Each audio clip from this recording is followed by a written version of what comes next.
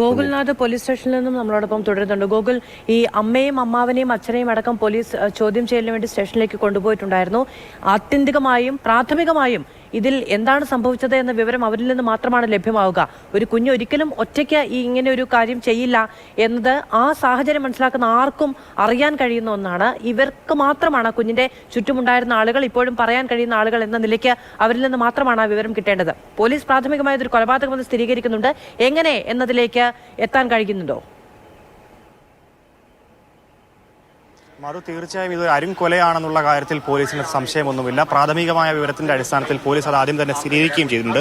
ഇനി ഇത് ആര് ചെയ്തു എന്നുള്ള കാര്യത്തിലാണ് വ്യക്തത കൂടുതൽ വരേണ്ടതുള്ളത്. അതിനുവേണ്ടിയിട്ടാണ് ഈ 3 പേരെ, അച്ഛൻ, അമ്മ, അതേപോലെ തന്നെ യുവതിയുടെ സഹോദരൻ, ഈ 3 പേർ, ഹരികുമാർ, ഈ 3 പേരെയാണ് ഇപ്പോൾ ചോദ്യം ചെയ്തു വന്നുകൊണ്ടിരിക്കുന്നത്. ഇവിടെ ഇപ്പം മൊഴിയെടുപ്പ്, പ്രാഥമികമായിട്ടുള്ള മൊഴിയെടുപ്പിൽ 3 പേരെയും വെവ്വേറെ ഇരുത്തിക്കൊണ്ടുള്ള മൊഴിയെടുപ്പ് ഏറെക്കുറെ പൂർത്തിയായിരിക്കുകയാണ്. ഇനിയിപ്പോൾ ഇവരെ 3 പേരെയും ഒരുമിച്ചിരുത്തിയുള്ള ചോദ്യം ചെയ്യലും തുടരുമെന്നുള്ളതാണ് അറിയാൻ സാധിക്കുന്നത്. ഇപ്പോൾ ഈ പ്രാഥമികമായിട്ടുള്ള വിവരങ്ങൾ പുറത്തു വരുമ്പോൾ ആളുകൾ പറയുന്നത് പോലെ തന്നെ കുടുംബ കലഹം അതിരൂക്ഷമായിരുന്നു. നാട്ടുകാരുമായി പ്രശ്നമുണ്ടായിരുന്നില്ല, സാമ്പത്തിക പ്രാരാബ്ധങ്ങൾ ഉണ്ടായിരുന്നു.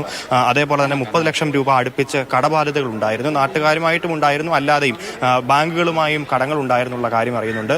എന്നാൽ ഇതൊരു കൂട്ട ആത്മഹത്യയിലേക്കൊന്നും പോകാനുള്ള സാധ്യതകൾ പോലീസ് തള്ളിക്കളയുകയാണ്. അങ്ങനെ ഒരു സാധ്യതകൾ നിലവിലില്ല എന്നുള്ളതാണ് അറിയാൻ സാധിക്കുന്നത്. പോലീസ് ഇത്തരത്തിൽ സ്റ്റെഫിൻ ആദ്യം പറഞ്ഞതുപോലെ തന്നെ ഈ കുരുക്കിട്ട സംഭവം, അതേപോലെ തന്നെ അതായത് പെട്രോൾ തീ കൊളുത്തിയുള്ള ആത്മഹത്യ, അങ്ങനെ തുടങ്ങിയ ശ്രമങ്ങളൊക്കെ പോലീസ് തള്ളിക്കളയുന്നുണ്ട്. പക്ഷേ ഇതൊക്കെ ഒരു സാധ്യതകളായി പോലീസ് ഇപ്പോഴും അന്വേഷണത്തിൽ മുൻപോട്ട് കൊണ്ടുപോവുകയും ചെയ്യുന്നുണ്ട്. എന്തായാലും അറിയാൻ സാധിക്കുന്ന ചില വിവരങ്ങൾ വളരെ ഞെട്ടിപ്പിക്കുന്നതാണ്. എന്തായാലും അത് വരും മണിക്കൂറുകളിൽ പുറത്തു വരും.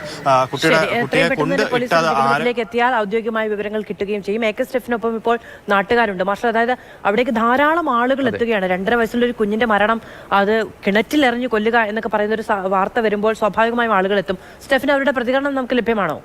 തീർച്ചയായിട്ടും. ആ വീടിന് തൊട്ട് സമീപത്തുള്ള ഒരു തയ്യൽക്കടയാണ്. ഇവരെയൊക്കെ തന്നെ പോലീസ് സ്റ്റേഷനിലേക്ക് പോയിട്ടുണ്ട്. അവരുടെയൊക്കെ വിശദമായ മൊഴിയെടുക്കുകയാണ്. നമുക്ക് ദൃശ്യങ്ങളിൽ കാണാൻ കഴിയുന്നത് കുഞ്ഞിന്റെ സഹോദരിയാണ്. ബന്ധുക്കളൊക്കെ അറിഞ്ഞു വന്നു. എങ്ങനെയാണ് അറിഞ്ഞത്? ഇത് ഇവിടെ നാട്ടിലുള്ളവർ പറഞ്ഞാണ് ഞങ്ങൾ അറിഞ്ഞത്. അല്ല, ഞങ്ങൾക്ക് ഇതിനെ പറ്റിയൊന്നും അറിഞ്ഞൂടാ. എന്താ അറിഞ്ഞത് നിങ്ങൾ ആ സമയത്ത്?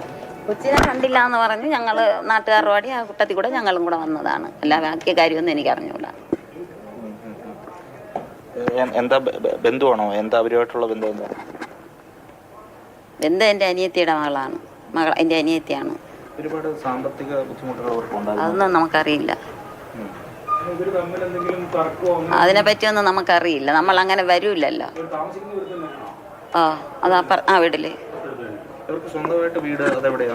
സ്വന്തം വീട് കുറച്ച് അങ്ങ് താഴെ പോണം. ഈ ബന്ധുക്കൾ എന്ന നിലയിൽ നിങ്ങളുടെ എന്തെങ്കിലും പണം ആവശ്യപ്പെടുവോ, അല്ലെങ്കിൽ അങ്ങനെ എന്തെങ്കിലും? അങ്ങനെയൊന്നും ഞങ്ങളുടെ അടുത്തൊന്നും ആവശ്യപ്പെട്ടിട്ടില്ല. ഇവര് തമ്മിലുള്ള പ്രശ്നങ്ങൾ എന്താണ്? അതിനെപ്പറ്റി നമുക്കറിയില്ല. അവർക്കും അക്കാര്യത്തിലൊന്നും തന്നെ കൂടുതൽ പ്രതികരിക്കാനില്ല. കാരണം ഒരു വലിയൊരു ഞെട്ടൽ അവർക്കുണ്ട്. ഈ വിവരം അറിഞ്ഞുകൊണ്ടാണ് അവർ വന്നത്. നമുക്ക് ആ കാഴ്ച കാണുമ്പോൾ തന്നെ വിഷമം വരും. കാരണം ആ കുഞ്ഞിൻ്റെ സഹോദരിയാണ് അവിടെ കിടന്നത്. ഇതൊരു തയ്യൽക്കടയാണ്. ഇവിടെ നിന്ന് നോക്കിക്കഴിഞ്ഞാൽ കാണുന്ന ദൂരത്തിലാണ് അവരുടെ വീട്.